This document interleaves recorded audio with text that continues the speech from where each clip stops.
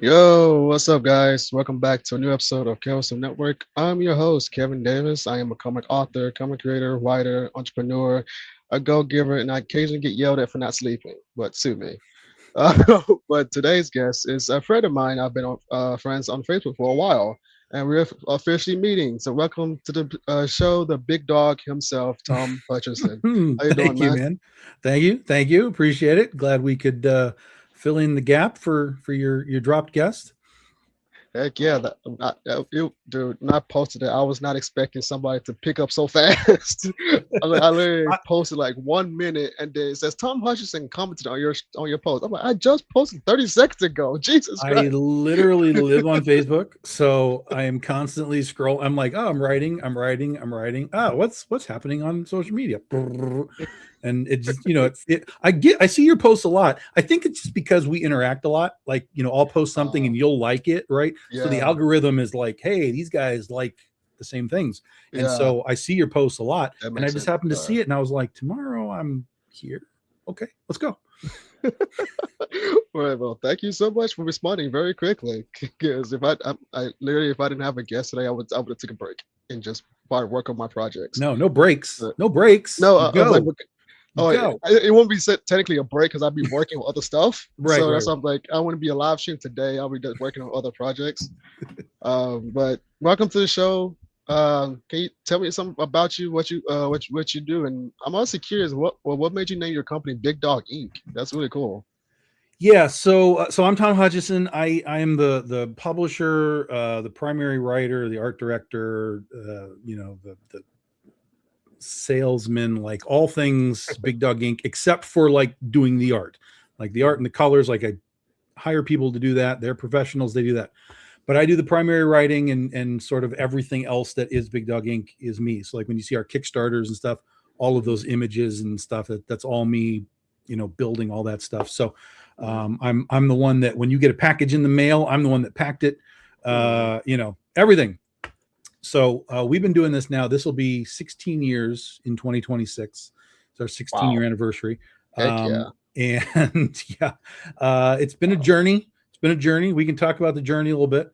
But for the last almost 10 years, 8 years, 9 years, we've been basically doing crowdfunding as our primary distribution model. We were in Diamond when we first started. We've had multiple books in the Diamond Top 300 back in the day. We've worked with some of the best in the business, J. Scott Campbell, Ryan Otley, all kinds of Joe Gisco, like just ridiculous names to be attached to my books that I can't even understand how that happened, but it happened and it was great. It's the comic book gods calling you out. I'm telling you, man. I'm telling you, it almost was like that. It was sort of like getting called up, but almost too fast, right? Like we weren't really ready to take advantage of the idea that, well, now again, also when Ryan Otley did my cover, this was well before the Invincible surge that we have now, right? Gotcha. This would have been 2011 ish, 10 or 11, something like that. So this would have been, sort of mid-range Invincible, well before the surge of his popularity. But it's still awesome now because now I see him at cons and we're just like, what's going on, Tom, Ray, Ryan? I'm just like, this is crazy. I was at a con. I will not throw this guy under the bus, but I was at a con and somebody got me in. And so I was just sitting at their booth, just chilling out. We didn't have a booth of our own. I was just hanging out and I'm hanging out there and I'm behind the booth and he's out selling his stuff. And I see Ryan Otley coming down the aisle. And I stand up. I'm like, Ryan, what's going on? And I shake his hand, and he's like, Tom, hey, what are you doing here? I'm like, oh, this is my friend. And and I only don't throw him under the bus because what's funny is he was looking at me and Ryan interacting, and he was like a deer in the headlights. He was like, what the hell is going on right now? How does Tom know Ryan Otley that he can just like, hey, Ryan, and like shake his hand? He was like blown away, like that was happening in front of his booth. And so I was like, oh, this is this guy, he's a friend of mine. And it was like, oh, cool. And then Ryan just hung around for a few minutes and then he went back to his booth and like that. So strange interactions, man, strange stuff I can't comprehend. In fact, what's crazier is I met Ryan at San Diego Comic-Con, whatever year it was, 2011, when he did the and I was there, and he had the cover in his portfolio, and that's the first time we met. I was like, hey, I recognize that. He's like, oh, you must be Tom. Yeah. And so we talked, and I was like, so let me take you to dinner or something tonight. Like, let's go. And he's like, well, all right, yeah, we can do that. And then he had a friend of his there, and his friend comes in, he goes, yeah, a serial killer, are you? And I'm like, look, even if I am, I didn't bring my axe, so don't worry about it. And let's just go get some fish, and we'll be. Yeah, fine. You're safe because you didn't bring the axe. So. That's right. I didn't bring the axe, so it's fine. So we went to dinner at San Diego, and that was amazing. And so it's just like the craziest things have happened in my life as far as that kind of stuff. Really, really lucky, really generous people giving their time to this company and this guy and this book and these characters that nobody knows what the hell these things are. But they're willing to step up and be like, listen, we get it. We came from there when nobody knew who we were. And you know, let me throw you a bone for this kind of stuff. So yeah, that's sort of you know, a little bit of the early days in a nutshell. But as far as Big Dog Inc., when I was married way back then, we had big dogs. We had mastiffs. So if you look at the logo for our stuff, dun, dun, dun, it's got the dog in it. Right? Let me zoom in on you right quick. All right. We got the dog up there in the logo. That's a mastiff. Dude, that's and awesome. So we just, you know, branded ourselves with, you know, the animals that we loved, and Big Dog Inc. became a thing. It was originally to be Inc. like Incorporated, but when we started looking for names and websites and stuff, like people had that, and so I was like, ugh. So I was like, I don't really want to change the name. It sounds so good, right? And then I was like, oh, what if we just like ink on paper, like pen ink, pen on ink, and that worked. And so then we've been Big Dog Ink ever since. But now everybody thinks that we're a tattoo parlor. Now everything's like, oh, Big Dog Ink, like because ink is the tattoo. They're like, oh, you do tattoos? I'm like, oh no, I don't. I do comic books, but I do have some artists that work with me that do tattoos. So I mean, you can get a tattoo of your cover if you want. There are people that have again, insanity, right? There are people who have my characters tattooed on their bodies. Like what? That's so cool, though. 100%. Yeah, 100%. That is so very cool. Sometimes they show me like they're like, hey, I got this and I got it done. Other times I discover it completely at random, because sometimes people see something and they like it, but they don't necessarily know what it is. Like, I'm not Superman and Batman. Like, people don't see my stuff and go, that's Scheherazade, right? Yeah. But people see the art and they know the artist, like Mike Crome or Eric Basildua or, you know, something like that. And they're like, that's awesome. Put that on me. And they don't even know what it is, but they like what it was. And so sometimes I stumble across that, you know, by accident, and people are like, look at my tattoo. And I'm like, that's my character on your leg, dude. Like, it's like you have a fan, but they don't know that they're a fan of you. Correct. Yeah. Dude, how does that make you feel when you just randomly spot that you have a fan that they don't even know that they're a fan of you, and having your character on their body? It's not that they're a fan of me, it's that they're the fan of the art that was produced, right? Because they don't know what the book is, but they know that they know, I know Eric Basildua. He did a cool warrior chick with a sword, whatever it is. And they're just like, I want that. But it is fun, and I see the same thing when I'm on Facebook, because I'm in tons of art groups and stuff. There's a pinup group that I'm in, and they sometimes will just post comic book art, right? What's up, pops?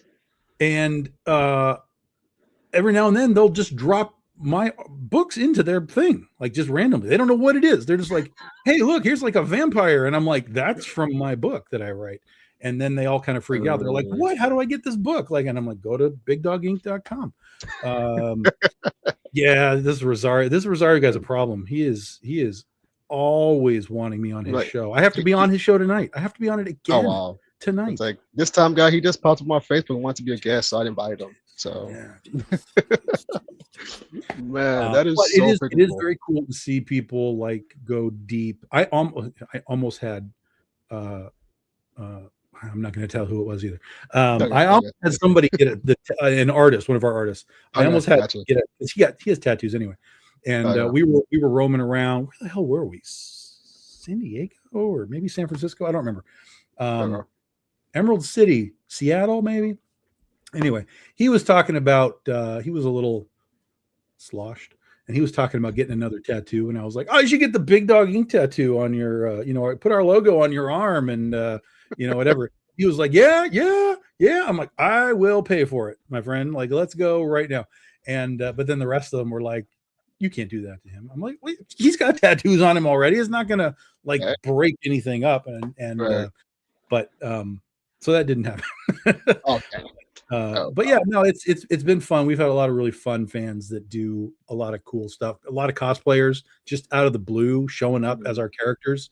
Sometimes we arrange it with people that we know, but in the early days, people came up dressed like Gail, or Dorothy from Legend of Oz. They're just like, I'm Dorothy today. I'm coming into con. I remember the first time somebody came as my superhero character Critter. There's our action figure that we got made of her. Well, you got action figures made? That's freaking amazing. Yeah. Honest to God, real action figures. Wow. So I was at little con in Arizona, and I'm just at my booth, and I'm just kind of looking around and talking to whoever, and I look again, and here comes, like, think about it from over here, right? It was about this far away. Okay. And I'm like, is that what I think it is? And it keeps getting closer. And I'm like, holy shit, that's Critter, right? Somebody just showed up as Critter, like completely out of the blue. A full-blown cosplay of your character. Oh my God. Yeah, it was Brianna Brock. And she just shows up in this costume, and I'm just like, I'm dumbfounded. Like, the blue and the white is like glowing, and I'm like, oh my God, what is going on right now? So I think that was the first cosplay we ever had. And then after that, the Dorothy Gale started showing up.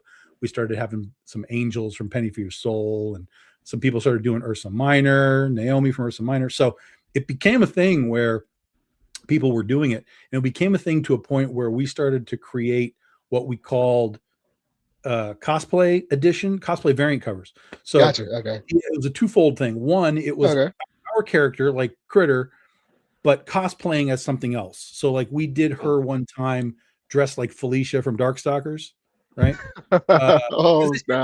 It fits, right? Yeah. So, but then what we did, so it was for sale. You could buy it. It's a cosplay cover. But the extra deal was, if you were someone who came to a con cosplayed as our character, you would get this book for free. Okay, that's a good freaking deal. Yeah, that's a good freaking deal. And so we started to get a lot of people, and they'd get their free books, and they were all very happy. And and then if you're not a cosplayer, you could just buy the book. It was no big deal. Yeah, and that's that actually leads to my next question, because I wanted to ask you about Critter. Like, was this like, how did you come up with Critter? Because I want to ask, was Critter like inspired by like Catwoman in a way, or like what? Not really. Only in the. I didn't want to assume. That's what I want to ask. I'm like, only in like the smallest sense is she Catwoman, in that they are both cat girl characters, right? Thank you so much, Jay. So, but like, you have Catwoman, right? You have like tons of anime cat girl characters, there I'd have to kind of think of it, but there's a lineage of cat girls for many decades. So for me, it was always, and a lot of it for me was like seeing the cat girl anime stuff. I was like, oh, that's like a cool like design. So so Critter came from my desire to draw comics originally. I wanted to be an artist before I was a writer. So I was learning to draw. I was drawing like the X-Men. I did like everybody else. I'm drawing the X-Men. I'm drawing Spider-Man, whatever. But I got bored drawing those characters, right? I was like, I can't be Jim Lee, so I don't want to go that direction. I have to go a different direction. So for me, it made sense to create something for me to draw that was my own. There was no intention of like making it a character and making a book. It was just, I want to draw something else that hasn't been drawn before, because that makes it interesting to me. And so I was in the back, so I was in the back of business class at college in 1992, bored, because I'm like, I don't want to be in school either. And in the back of business class, I was just drawing. And so Critter was Mm. created on a little yellow legal pad that I still have. It's in the archive. I have the original drawing. Dude, On a that's little yellow incredible. legal pad. I drew her horribly and hyper cliche 90s nonsense. Mm. But that was the beginnings of her, right? And so I would draw her again and again and again. And, because again, if you're drawing Wolverine, he has to look like Wolverine in every panel. Yeah. So I was drawing her over and over and over again, kind of doing that. And then down the line, I started to like change the costume, right? So I'm like, well, okay, this costume, we can add this, we can add this, we can change this, we can do that. And that's sort of where story started to pop into my head. I was like, why is she wearing this costume? Why is she wearing this costume? Like, what is the interpretation of what it is I'm seeing? And so when I finally started to try and draw the book and I wrote a story for her, I still have 2 pages that I drew. And I realized, like, I can't do this. Like, this is not this because even if I'm okay at drawing the character, now I got to draw like cars and trees and boats and like I'm not advancing artistically fast enough for me to be able to do this. And I still had my 9-to-5 job. Like in my brain, I was like, I don't have the time to do this. So what if I just concentrated on the writing itself? What could I do from a writer and then give it to an artist?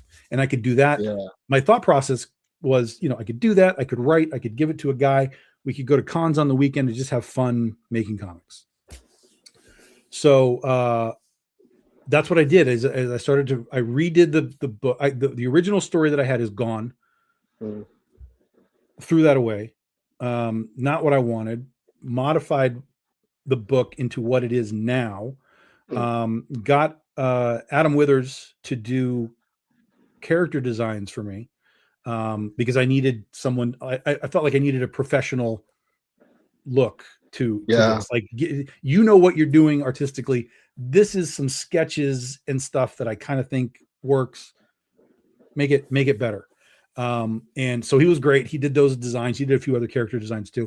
And so when I finally had that, I was like, oh, I have something now. This is like a real finished character turnaround. Like, now I got it. And so then I leaned into the story and started to figure out what it was going to be and how it was going to work. And, Critter, the name Critter just came about because I didn't have any other name. I just called her Critter because she was a cat girl. So she was an animal. Makes sense. Originally, she was a furry, though. She had like real cat ears and tail, right? So she was like a furry critter back then, right? Yeah. But so when I came up with the story, I was like, well, how does a superhero end up with the code name Critter? Like, what's the what dialect and stuff uses that term Critter? And so that's where I just planted her in the Midwest because people just call all the animals critters out here. It was like, oh, there's a critter in your critter in your trash can, whatever. And it's a raccoon or it's whatever. But critter was a term that is thrown around in the Midwest. So I was like, oh, we're gonna plant her in the Midwest. She's gonna get this costume. She's gonna come up accidentally, really. In the story, she kind of accidentally becomes Critter as the name, but people are like, oh, yeah, that makes sense. And then and I lived in California at the time, so my idea was we'll plant her in the Midwest, which is where my family is from, so I'm aware of out here. But then we're going to transplant her in the story out to California, San Diego, which is what I know. And so then we get kind of the best of both worlds. We get this country girl who gets moved to the city, and then we start to add in all of the superhero elements and the science fiction elements. There's a guy from the future who comes back and is like, hey, I know I was there when you were born. Was there when you die. I'm here to watch everything that happened. And but as the story goes along, we see that he's got more in mind than just hanging out and watching. It's a big superhero universe that we kind of drop her into, and it's just like, okay, sink or swim, go. But the ground level of it though is kind of like Spider-Man, right? Like when Peter gets bit by the spider, he doesn't just become Spider-Man. He has to figure out how to become Spider-Man. Make a costume, make his webs, hide his identity, keep his family safe, right? He has to figure all that out. So Yeah. when you come in at the beginning of Critter, that's where you are. She's kind of come up and grown up with like, hey, I'm kind of extra strong, I'm kind of extra fast, like I don't know what this means. And then the story progresses, and all these dominoes start falling over, where we find out who her mom was, and that her connection to superheroes, and on and on and on and on and on. And she's Yeah. now in the process of like, okay, how do I become like a real superhero instead of just this like country girl who's like, pulling kittens out of trees and tractors out of mud and stuff. Like, oh, now I have to actually really fight bad guys. Yeah. And how does all this work? So that's kind of the, the seed that grew into this book that's now been running 15 years. Wow. That is Yeah, that's freaking a really amazing. long answer for your question, but yeah. No, that's freaking amazing, because I've always seen the artwork on your Facebook. So I've always wondered. I was like, how did he create this character? And it just so happened so this is actually perfect that you came on my show. So she answered that. You guys, I feel she answered that. So thank you. Yeah, and the other part of that is like when I decided I wanted to be a writer, or not to be a writer, but I wanted to write and figure out how it was. I didn't know what a script looked like, right? I was like, what is a comic book script? I went and looked, and I saw all these different versions of scripts, and I'm like, well, they're kind of the same, but they're kind of not. So it kind of told me like, well, you can kind of do it any way you want, but there's sort of just generalities of like, dialogue has to kind of go here and, whatever. Yeah. So I was like, all right. But since I didn't know what I was doing from a structural standpoint, I went to Critter first because I felt like I understood superheroes, because I came up with superhero comics my whole life.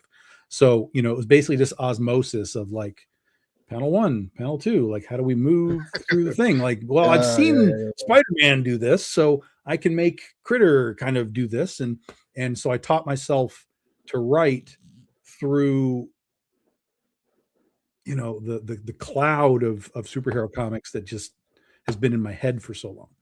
Man, and then I found my own way of doing it, through that. And it's definitely evolved. A lot of my stuff now, if you look at what I do now versus when I started, like, don't read that. Read the new stuff. I don't want. But the new stuff is far. It's just better. I mean, it should be. Everybody gets better as they do things, but because I'm a big movie guy, so I started to really like study movies, not just watch them, but I was like studying them, like how are they moving a camera through these scenes. Up, down, left, right, pull in, pull out, zoom, whatever. It's like, how are they doing this? What's the effect of it? And how can I take that and translate it into a comic book? And so over time, my stuff kind of modified into sort of this sort of movie on paper. And a lot of people have told me, they're like, hey, when I read your books, I feel like I just watched a movie. And I'm like, yes, because that's exactly what I'm trying to do. I'm trying to bring beats and starts and stops and transitions, and like I'm trying to do things with the book that aren't just square, square, square, square, page turn. Like I want to really try and understand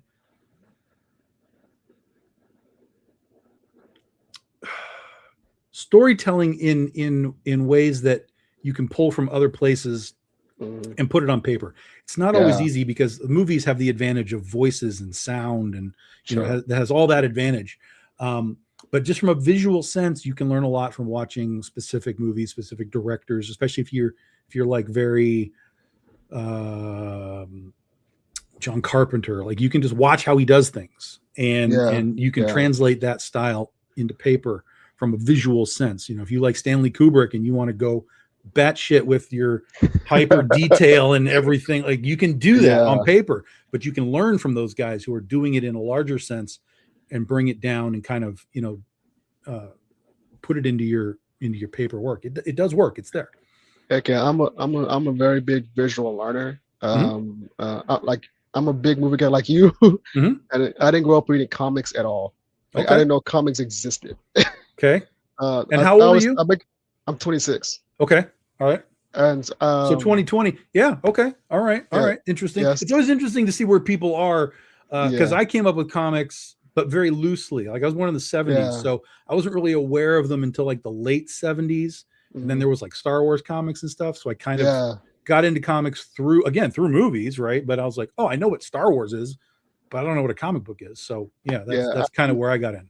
Yeah, I started reading comics in 2020 actually when COVID happened. Because I was like, I'm already introvert, so I'm in the house. It's nothing new to me. I'm always in the house anyway. But I got to the point I was like, I don't want to be watching TV all day though. Like I want to get my mind on something else. Sure. I was like, I read novels all the time. I'm like, I read the Percy Jackson, I read the Harry Potters, I read the Narnias and other books like Hunger Games and other hundreds of books I can't remember the name of. That's a whole different story. Yeah.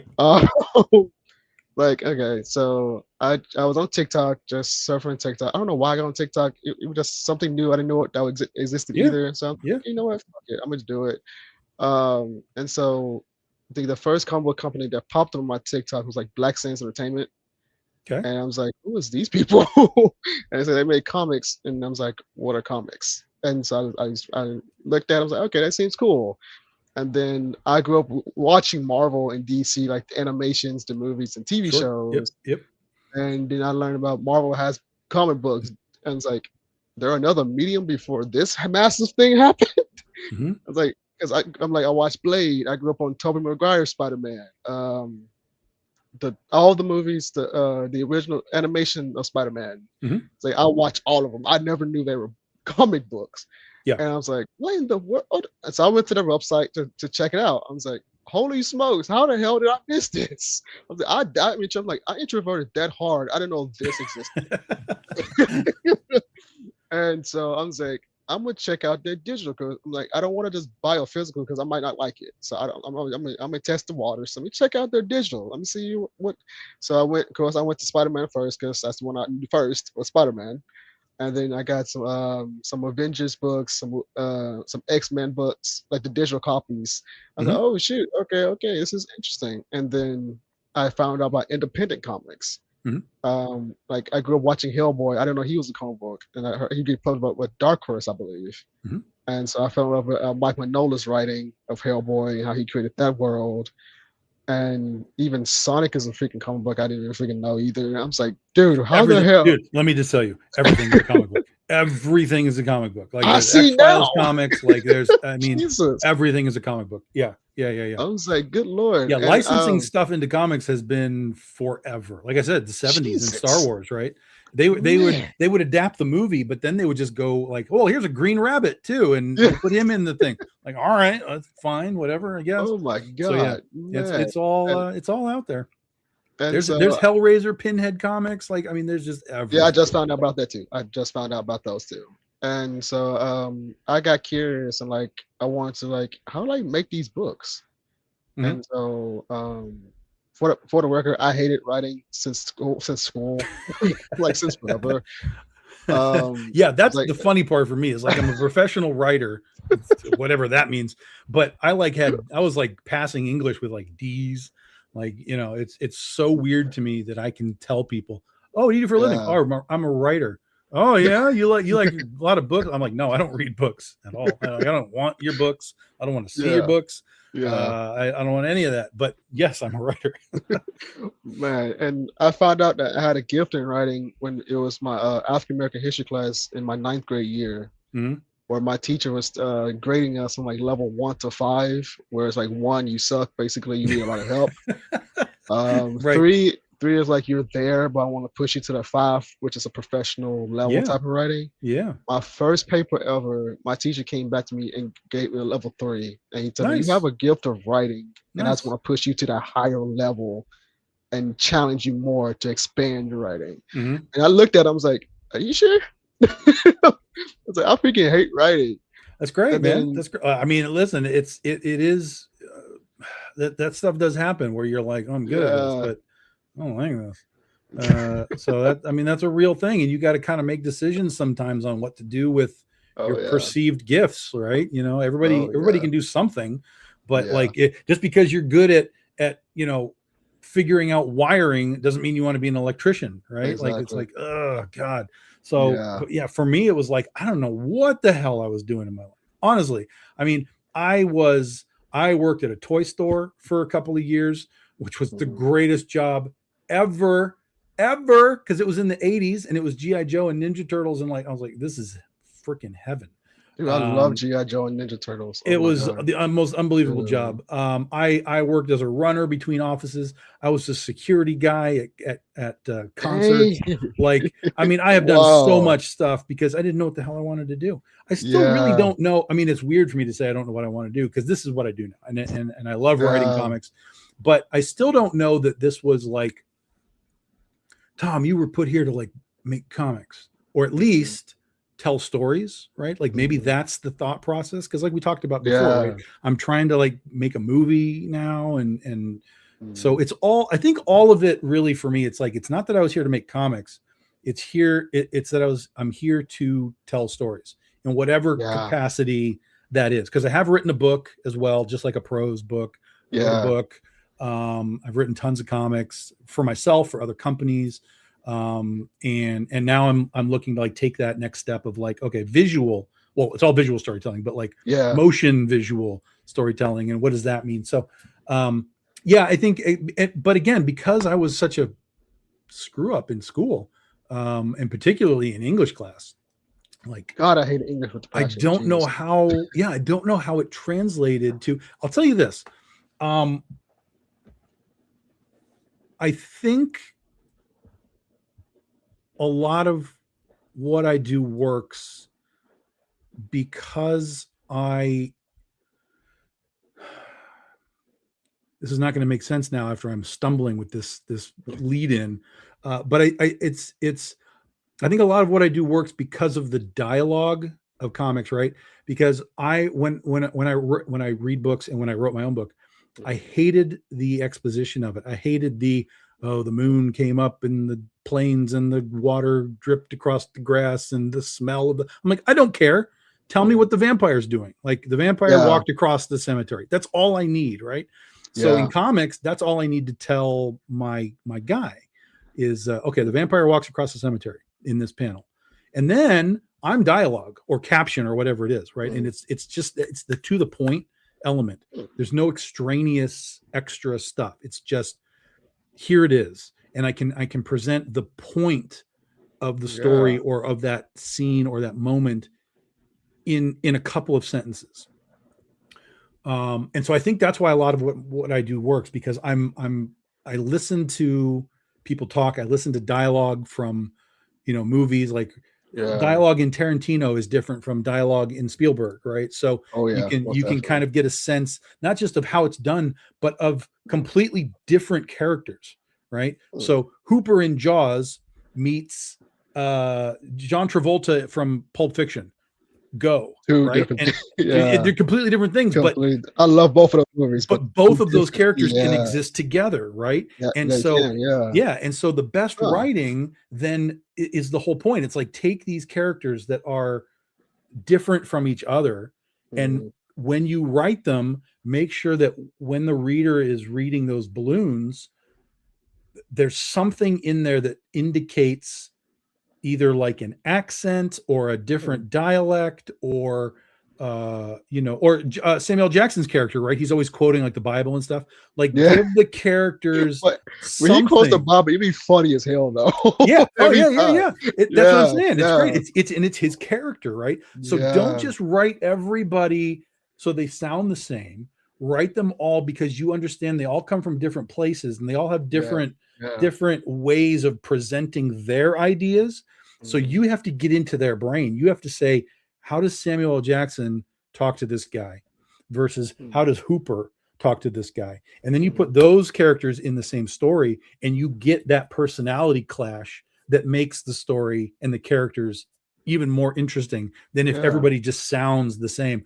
Hi, Kevin. I went to did a podcast today. Oh, hi, Tom. I went and did a podcast today too. Like no one cares. Yeah. That's Yeah. Yeah. terrible. But Yeah. we both have our own ways of either like excitement or pulled back, introvert, extrovert. Like Yeah. there's a lot you can do with your dialogue and even with the way that the captions and balloons are presented Mm. that can really pop what is happening between these characters. Mm. On paper you can still Mm. do it. So that's always been my goal, right? It's like I came up with like Chris Claremont and the X-Men, and he Mm. would always write characters like Cannonball and Rogue. Like he would put accents and stuff and dialect into their their word balloons, right? So you knew, she's calling everybody sugar. Hey, sugar. Like you can hear it, right? Yeah. Oh You can yeah. hear it in your head. When you read it, you can hear it. Cannonball, I'm nigh invulnerable when I'm blasting. Like you can hear it when he writes it down. So when you write your characters and you're writing what they say, think about where they came from, think about who they are. Do they say ing when walking? Do they say walk in? Like where they come from? Who are these people? Yeah. When contrasted against these other people. And that's where you can really start to create unique characters on the paper. Even though people can't really hear it, there are ways to sort of make them hear it. Yeah, that's interesting because that's literally how I go about when I'm writing my stories. Because literally in my head, I have like 5 characters in my head, but I know each personality. So I try to. Yeah. I'm like this is a lead character. I need he's this like for example, this character's angry. Like, how can I transition to show on paper that he has an anger issue without saying that he has an anger issue? Like this character is an idiot. I was like, and so like, I always, when I'm writing, like I always tell people, I'm not gonna write no big words that you don't understand. Because Yeah. I'm like, I don't have, that's a headache by itself. I don't have time for Well, that. and here's the thing, right? Yeah, Normal people don't use those words. exactly. Right. Exactly. So Yeah. that's another Yeah. way. Like you can then create a character that does use those words. And suddenly you've got this completely other guy, right? If everyone's going on, hey, I'm walking down to the thing, and he's coming in going like, no, sir, you need to, like he's very straight, right? Yeah. There's another character setup that then, causes, friction against the others. So yeah. Yeah, and and the other thing that got me into writing, it turns out my mom is also a writer, so it turns out writing's in my blood apparently. And she let me read like her murder mystery novel before she publishes it, and I could not put that book down. The life of me, I got done with the same day she gave it to me, and that's also like sparked a fire in me. I was like, I want to try this. I want to create my own story. I was like, I got to the point where I'm tired of Hollywood with these rehashes and like I feel like there's no originality coming out anywhere right now. And so I've got to the point saying, why do I need to wait on somebody to tell a story that I want to see when I can create my own? You know what I mean? And so I spent like a good 2.5, 3 years studying writing comics, for example, like you said, looking at the different formats of comics scripts. Jesus Christ. And I talked to writers to get advice from them, and I even talked to artists like to get advice from them. And so, and also when I'm watching movies now, I have fan brain, also have a writer's brain. I've noticed that. Oh yeah.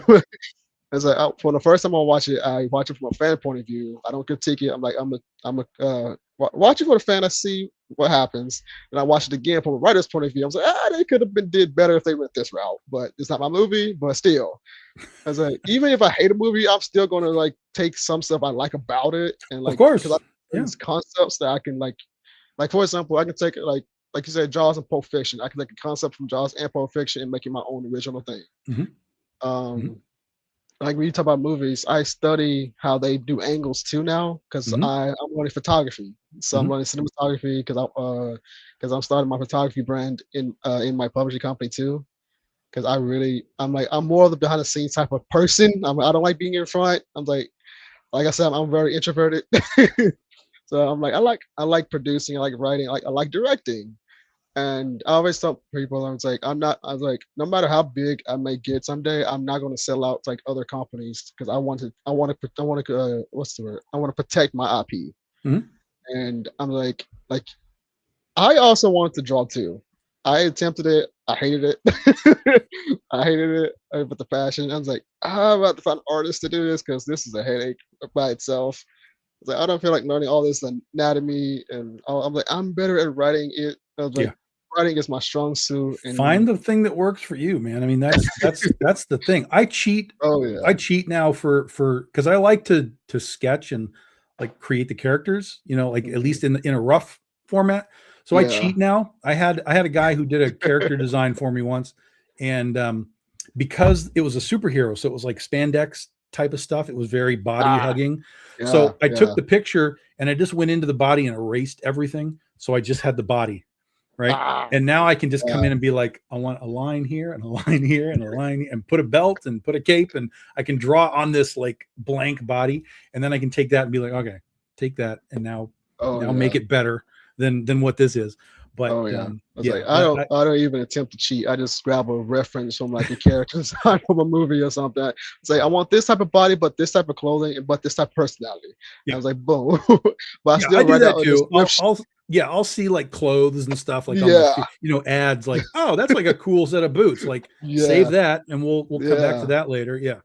And I also realized that my strong suit of writing is like horror and fantasy. Because I grew up watching horror and fantasy a lot. Sure. Even when I snuck around to watch horror, because my mom was very strict about that. She didn't want to watch as a kid. Because I was a hard-headed kid. But like I grew up watching Jaws, The Thing, Halloween, Conjuring, Insidious, Lord of the Rings, the animation Cat and Dog, Rugrats, all these different types of things I grew up watching. And I knew I had imagination because I've always, now think about it, when I was a kid, I used to storytell as a kid when I'm playing with my toys like my G.I. Joes and my Transformers.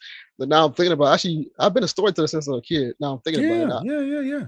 And I was like, I always like, and I guess I got that directing gift because I kind of directed my toys to do a certain act. 100%. It's like I've been learning my gifts since I was a kid for a long time. So I was a kid, and I didn't notice until now. I'm thinking about talking to you. Yeah. So thank you.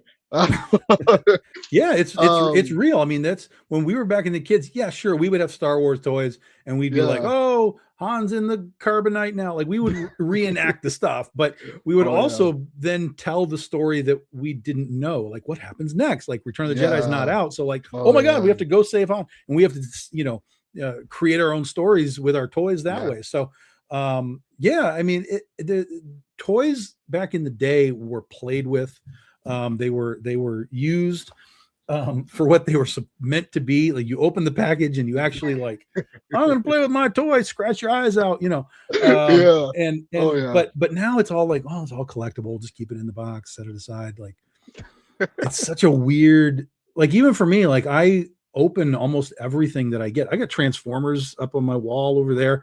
Like I open almost all the toys. In fact, that's why I really loved the idea that toys started coming in boxes versus like the card thing where you have to tear the bubble. Because I'm like, oh, now I can literally open it, play with it, put it back in, and it's nice, right? Oh yeah, heck yeah. So I there's a lot of like cool G.I. Joe stuff that's coming out that like they put it on the old cards, and I'm like, no, I need it in a box so I can open it, mess around with it, and then put it back in. But that's what we did with Critter. All of our Critter figures, they come in a box. Awesome. So you can take it out, you can mess around with it, and then you can, put it back in and collect it. I collect it. Heck yeah. And every day I've always trying to like challenge my writing because I want to expand from horror and fantasy. Like I'm getting into drama, getting into some comedy. I'm randomly writing a romance novel. Don't ask me why. I want to challenge myself to get into something. You are on your own there, my friend. I mean, I do a lot of stuff, but comedy I struggle with. Like I can drop jokes into a story, but to actually write like, oh, this is going to be a funny story on purpose, like that's tough for me. And I've started doing it with a little bit of like short stories. Like we do this thing called Camp Crossover most years, which the idea is basically to take all of our characters out of their universes and send them to summer camp, right? So it's like old, cool. It's like 80s camp movies like Meatballs and things like that. So, but they're all pretty much short stories. They're like, this is a real tiny story. Like we're going to talk about water balloons in this one. All right, fine. We got 8 pages. Tell me a funny water balloon story. And that's all you get. And so I've been doing that a little bit. And I've actually, from that, I started to really actually enjoy the idea of short stories because everything that I do, 95% of what I do is long form storytelling. Legend of Autumn is coming up in 7 volumes. Critter's about to be 7 volumes. Penny for Your Soul is like 6 volumes. Like it's all designed to kind of keep going. But now that I'm like, oh, I can tell like quick one shot things like, oh, this is all right. I can I can kind of get in, get out, be done, Yeah, and yeah, I kind yeah, of like yeah. it. So we created our own anthology series where we can take like three different of our universes and just tell a short 10-page story within that universe, and we can Mm, either connect it or like a heavy connect, or just like loose, either way. But those have been popular. Now we've done them for 3 years, and then this mm, year Legend of Oz is 15 years old, so we're bringing Oz back, and we'll have a new volume for it, 1 through 20. It'll be issue 26 to 30 this year. But then we're also doing the anthology, but this anthology this time is going to be all Oz characters. mm. So it'll be one character that we've already seen before, but then two others that'll be completely brand new to build out the Oz world. So And speaking of Oz, you actually have a pre-launch page on we do, as of Kickstarter like an hour ago. right here. Yeah. This Uh, is brand new, even to me, basically. Because I was working on this thing, and I'm like, okay, I got to send yeah, it for review. The last time we did this, it took almost a week to get it approved, but they were also on wow, strike back then, so it was like everything was moving a lot slower. So, but I didn't know right. if it was going to happen in like a day or 2 days or 3 days or like over the weekend. I was like, all right, let me just push it, and it went bing, and, and approved. I was like, oh, okay, let me send that to Kevin then, because here we go. Heck yeah. So, one, I see that you're a very Oz fan. Oh yes, I watch your show too. One, I grew up watching Wizard of Oz and the yeah. as well, and I love the Wicked movies. What made you want to do your own type of Oz, Wicked type of story? This was pure chance. Mm, Again, back when I was married, we had talked about going to see the Wicked musical because I'd never seen it.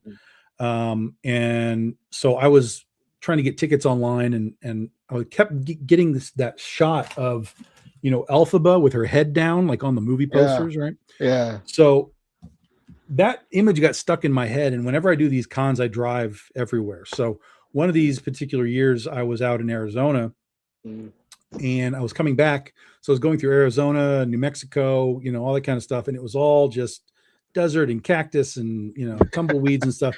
gotcha. And I Yeah. started to think about Wicked. I was like, oh, I still need to get those tickets. And so that image of Elphaba popped in my head. And it started to just sort of blend with like everything that I was seeing. Right. And then all the terminology started to blend. Right. So you have, she's the Wicked Witch of the West, Mm, and this is the Wild West. So you have the Wicked Witch of the Wild West. Oh, that's kind of a cool thing, right? mm, And then I was like, well, okay, if it's Oz, Dorothy can't wear ruby slippers, right? That doesn't make any right, sense. So what right. would we do? And I was like, oh, like ruby spurs. We could give her ruby spurs. That would be cool. And then like, so Toto could probably be still a dog in the Wild West, but Mm, we know she's going to have to ride a horse. So Toto became the horse. And it just became this thing that I thought about all the way home for like mm, 4 days. And by the time I got home, I had this pretty grounded. I was like, I think I got this. I think I know what this is supposed to be. And as soon as I got home, I contacted this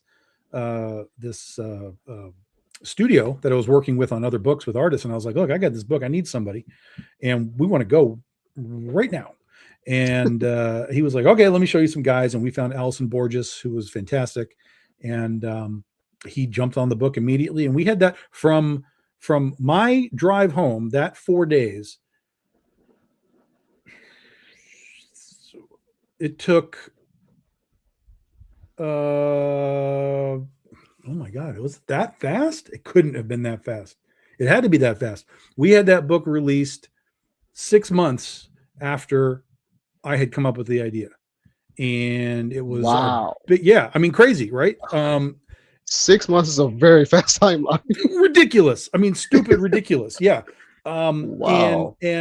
so we only got a couple of issues out that one year, and then it rolled over. And then that's when I got discovered. That's when someone found me within the Oz community, Mark Baum.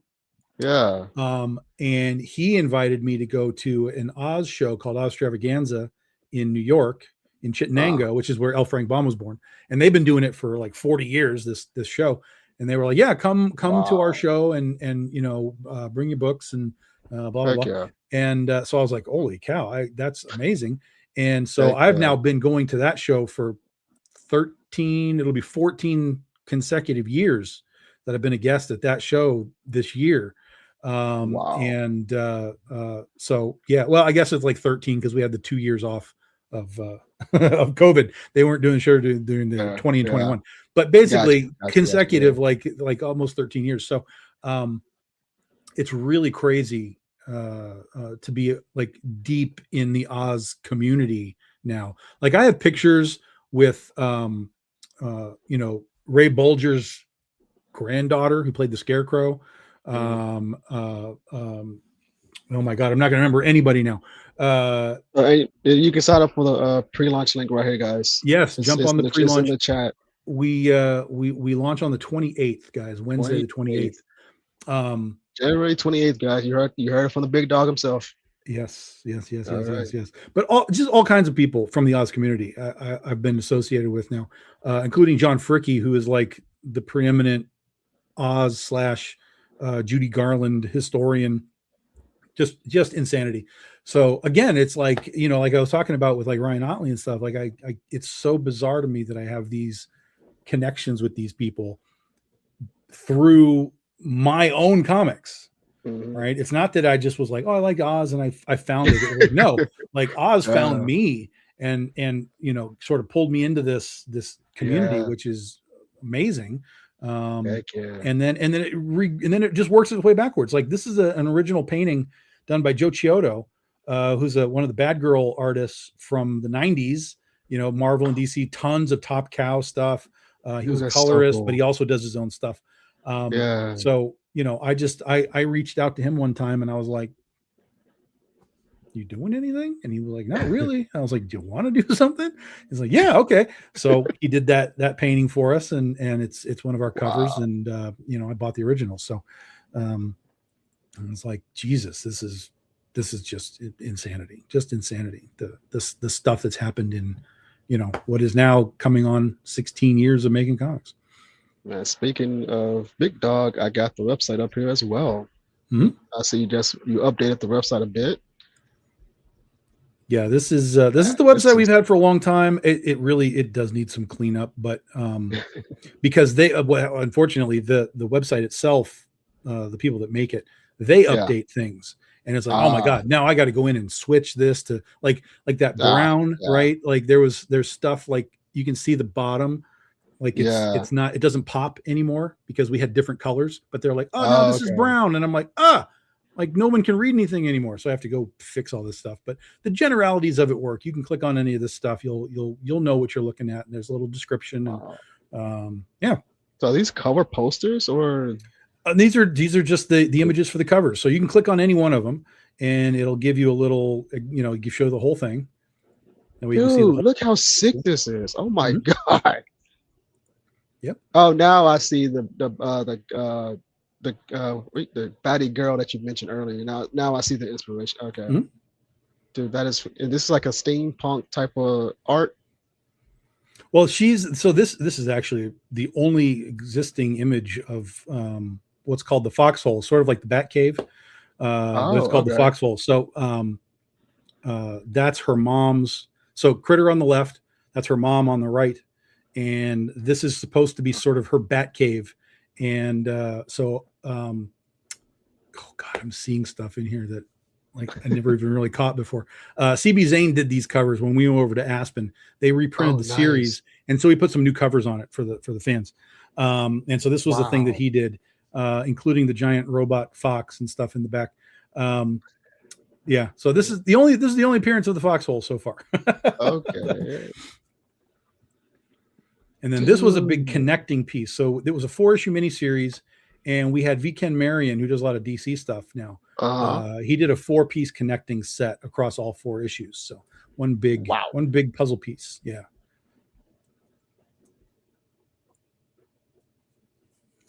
And I love how each cover is like it's their own type of thing too. Oh yeah, absolutely. Yeah. Well, that's part of this stuff is art directing, right? Is you got to be able to tell your artist like, do this, but you also have to do it in the context of knowing what else exists so that you don't just get everybody doing the same thing. Like if you're just like, oh, just do what you want, you could have 3 people turn in a very similar Yeah. thing, right? And that, you don't want that. You want to be like, well, I want her on top of the building.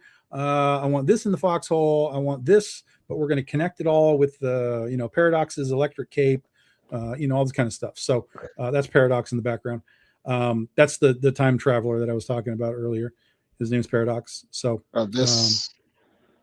that guy, yep, hanging out in the back, always watching. Wow. So your story deals with time travel. Time travel is difficult to write. It's time travel, and combined with, unfortunately, the multiverse. Like, everybody's got a multiverse now, but we had a multiverse back in the day as part of this story. So unfortunately, everybody is going to look at it and go, "Oh, you're just copying the multiverse." Like, no, we were doing this 15 years ago. Our multiverse. Right. Plus, our multiverse does not work the same way that any others do.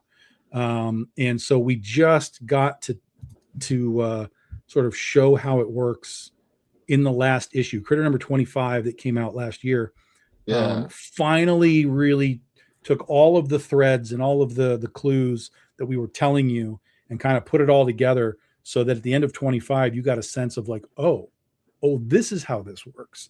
And it's not like any other multiverse out there. So I'm not going to give spoilers. I can tell by the cover it's not the same. No, it is not. It is not the same. It has similarities. I mean, multiverses are multiverses, but the way that ours was sort of built, created, and works is unlike any other. So trust me on that, guys. Read the series. You'll get the clues. And then when you get to issue 25, you'll get sort of the culmination of all of that. And then when we start issue 26, next year, 2027, we'll be doing volume 7 of the book. We'll go headlong into all of the revelations of all of that stuff. Nice. And this is the full figure of the time travel guy? That's him, yeah. Mm-hmm. Okay. Yep. Okay. And so all of that his cape is basically made of energy. It's temporal. That's a cape? Yeah, that's his cape. I cannot tell that's a cape. Oh my God. Yeah. So when you see him, it's all that temporal energy is always cascading out of his sort of shoulder suit, kind of cascades out and become the cape. Yeah. That is amazing. I've never seen a cape like that at all. And then you can see like it goes all the way through all these covers. That's his cape in the background. So we use that electric that energy to go all through the issues. Yeah. Jesus, that is very smart and strategic. Oh my God. Oh, I love Western stories as well, and that's our. I love how you bring out the Western style art in this story. Oh my God! And so just like this, Aspen reprinted the series. Jesse Witchman came in and gave us all new covers for all 6 issues. So we got new covers for the fans. Wow. And they look great. It's like, and I've actually started writing my first Western. I think you're one of the reasons why I started writing Westerns. If I'm being honest, it's like between you, the guy who created Yellowstone, Tyler Sheridan. Mm-hmm. I love his shows. That's also why I started writing Westerns. And I freaking fell in love with Westerns, and I freaking love seeing Western art every time I'm on Facebook or anywhere on social media. Westerns are fun. This is a very sort of steampunky type of Western thing. There's a lot of magic and stuff going on too, obviously because it's Oz. But like with our books, so like she's got ruby spurs, ruby bullets, ruby pistol, right? So Glinda is the Witch of the South. Her gun is sapphire bullets. Nice. The Witch of the West is onyx, so she has the black bullets, and they all have their own individual powers and abilities and stuff like that. So, heck yeah. Yeah. So we kind of, and then the North, who have not met yet, but the North has the diamond gun and diamond bullets. Yeah. Teaser. Oh, stop. So we wanted to kind of expand on the idea of why ruby, why emerald, why whatever, and the Cowardly Lion. Yep, it's the lion. Yeah, dude. Oh, I'm sorry, I'm nerding out right now. No, you're good, man. You're good. You're good. I haven't seen a lot of this stuff in a long time, so in this context. So that's our Witch of the West. Yep. Holy smokes! It's got to give me like the Green Goblin type of feel too. Sure. Too. Yeah. Yeah. But it's more scary than the Green Goblin in your art. That's freaking amazing. That's our Tin Man. This is wow. This is the Tin Man, dude. And I love how each of your characters have their own type of cover. Like I love how you separate your characters and have their own they stand out on their own. Mm-hmm. That's very smart, man. Oh, this is badass. This is absolutely badass, dude. That is freaking beautiful. I wish I could show more right now, but we're kind of on time. Good. You're good. You're good. And dude, oh, colors give perfect feel for tech. That is so true. Yes, it does. I feel more intrigued on Western Wicked than Wicked. I actually do too after seeing that. I'll just leave you with this. We almost had this sold as a TV show about 10 years ago. Like that close. See, bro, what? Show. You know, we'll see what happens. I'm like, never say never. I'm like, cause I would love to see this as a freaking TV show. This is freaking dope as heck. That's the book. Everything you just saw, guys. That's the book that we are launching on the 28th. It'll be volume 7. You'll be able to read it and understand where we are. But if you need to catch up, we have all the books you need to catch up to. All the trade paperbacks. This is the link to Big Dog's website. Correct. So if you want to grab any of that stuff you just saw, you can grab it and we'll ship it right out to you. Man, so before we wrap up, one, thank you for coming on. It was great to officially meet you in person. Well, not in person, but face to face. In person, we'll meet someday down the road. Like, can you tell us socials where we can follow you and keep up with your projects? Yeah, we pretty much do most of it Facebook first. We're on Instagram and TikTok and all those things, but Facebook is kind of where it all starts. We do have a Patreon, so if you want to get in on sort of advanced looks and watch how we do things from design to logos to everything and kind of watch how the soup is made, patreon.com/Big Dog Inc. We got like 50 people hanging out over there and having a good time. And then we do lots of cons throughout the year. So a lot of Midwest stuff, mostly. I'm from Michigan. So Michigan, Chicago, Indiana, Ohio, lots of shows in there kind of all year. So friend us up on Facebook or wherever you do your stuff and you'll get the lowdown on our convention appearances. Man, and I am Kevin Davis. You can find me on Facebook at I am Kevin Davis CEO, Instagram, I am Kevin Davis Official. And my business tags are in my Instagram bio because I don't have to name them out once. And also you can check out me at my website, kevirsyle.com, and here at the Madness Network at Kevirsyle Network Podcast. And thank you so much, Big Dog Tom Hutchison, for coming on, man. Dude, thanks for having me. This was great. I'm definitely gonna cop those freaking covers because Jesus Christ, they're freaking amazing. And I'm pretty sure you can tell I'm a big art guy and everything. Dude, I love art, movies, TV shows, comics now. Just everything. That is so freaking beautiful. And I have to buy your entire series because I need to read all the books. But thank you for coming on. Thank you guys for watching. And this has been a new episode of Kevirsyle Network with the Big Dog, Tom Hutchison. So we'll catch you guys next Friday on a new episode. See you guys. Thanks. See ya. If you missed the live viewing of any Madness Entertainment Group production, you can find all our content on Roku or as a member of this channel. We'll see you next time on the Madness Entertainment Group.